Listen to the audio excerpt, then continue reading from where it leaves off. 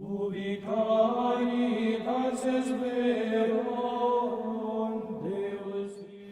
the blame needs to be placed on any one nation for starting World War I, it must be placed upon Russia. Russia is ultimately at fault for expanding a regional conflict in the Balkans into a war on an international scale.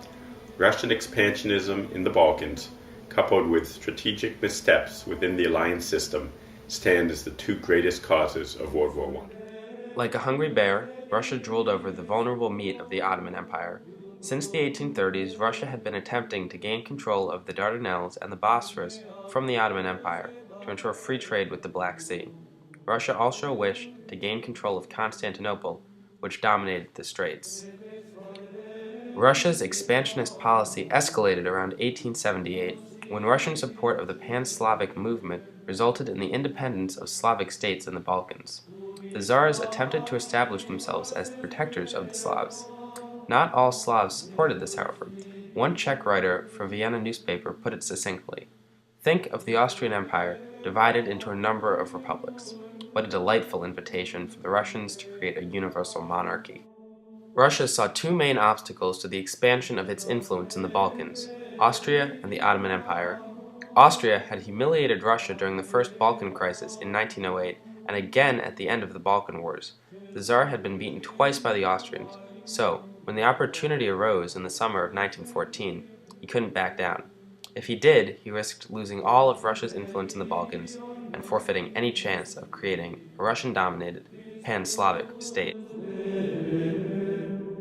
Following the assassination of Archduke Franz Ferdinand on June 28, 1914, Austria issued Serbia an ultimatum.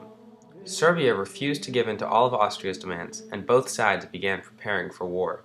Russian promises of support against Austria served to strengthen Serbian resolve. Believing that he could restore Russian prestige in the Balkans through a show of military strength, Tsar Nicholas saw this crisis as a chance to avenge Russia's humiliation.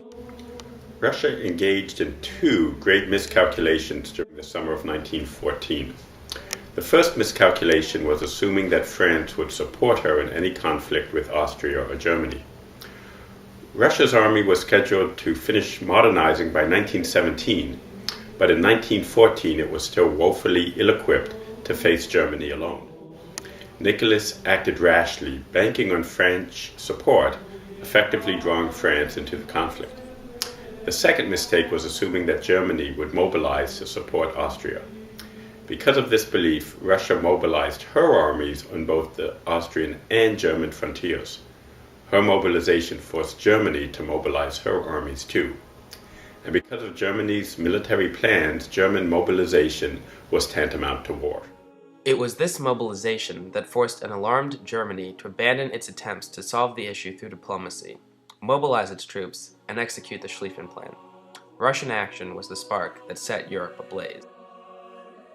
However, it is Germany and Britain who bear the chief responsibility for keeping that fire burning. Both of these nations saw war as a chance to put the other in its rightful place. Ever since the end of Bismarck, tensions between Britain and Germany had been on the rise.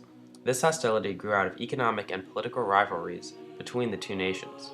The Kaiser saw British impetuousness as a barrier to German greatness. Subsequently, Germany challenged British dominance in production, in markets, and in imperialism, namely supporting the Boers in South Africa during the Boer War. The most visible sign of Anglo-German competition was the naval arms race. Both nations saw control of the seas as imperative to their national interests, and so raced to create bigger, faster, and more heavily armed ships. A new class of battleships, the dreadnought, came to dominate naval warfare during this time. As Germany executed its Schlieffen Plan and invaded Belgium en route to France, Britain reacted to protect her vital national interests. Belgian ports were vital to British trade with the continent. The conflict was no longer about the death of an Austrian aristocrat. Germany had made it about money, and nothing angered Britain more than threatening her trade. She joined the war against Germany on August 4, 1940. British imperial ambitions played a large role in expanding the war in the Middle East. She saw an opportunity to attack a nearly defenseless Ottoman Empire and gain territory that would help protect her trade with India. Imperialist ambitions prompted Britain to continue fighting the Ottomans long past when it was necessary in order to gain more land for the British Empire. Germany and Britain together must bear the blame for bringing the destruction of war to so many for so long. Had Britain been less aloof, or Germany less aggressive towards British interests? Had Germany not violated Belgian neutrality? Had Britain been less concerned with her economic or imperialistic interests, the hostilities would not have been as devastating as they were.